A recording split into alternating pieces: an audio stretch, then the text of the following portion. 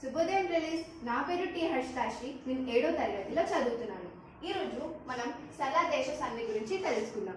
ముందుగా ధృతము, ధృత ప్రకృతికము, పరుషాములు, సరళాములు అంటే ఏమిటో తెలుసుకుందాం. ధృతం, ఇక్కడ 4 అక్షరాలు ఉన్నాయి. సున్నా, అరసున్నా, ను. సో ఈ 4 అక్షరాలు నకారము అని అంటారు. సో ధృతం అంటే నకారము. ధృత ప్రకృతికము అంటే ఇక్కడ ఒక పదం ఉంది చూడండి, దేశన్ అనేది నకారం. కాబట్టి ఎప్పుడైతే ఒక పదం చివర ఒక నకారం ఉంటుందో దాన్ని మనం ధృత ప్రకృతికము అని అంటాము. ఇప్పుడు పరుషాములు అంటే ఏమిటి? కచట తప. సో పరుషాములు అంటే కచట తప. సరళాములు అంటే గ జ డ దబ. సరళాములు అంటే గజడ దబ. ఇప్పుడు ఉదాహరణ చూడండి. పూచెను గలువలు. ముందుగా దీన్ని ఎక్స్ప్లెయిన్ చేసే ముందు దీని అసలు సరళ దేశం సంధి సూత్రం ఏంటో చూద్దాం. చూడండి, ధృత ప్రకృతికము మీద.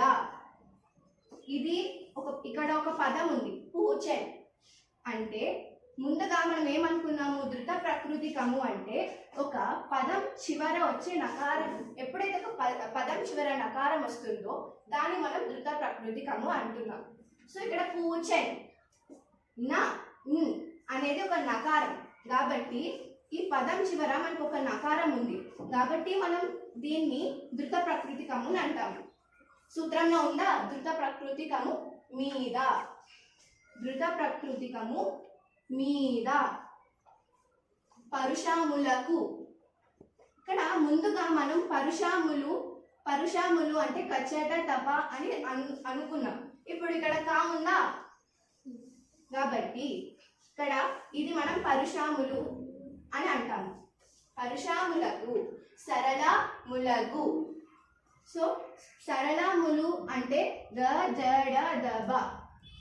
సో ఇప్పుడు మనం ముందుగా ఈ ఉదాహరణ తీసుకున్నప్పుడు మనకి కా బదులు గా వచ్చింది కాబట్టి ఇక్కడ గా వస్తుంది.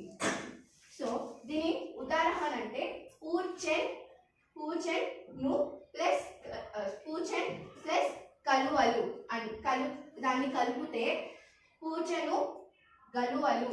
ధన్యవాదాలు.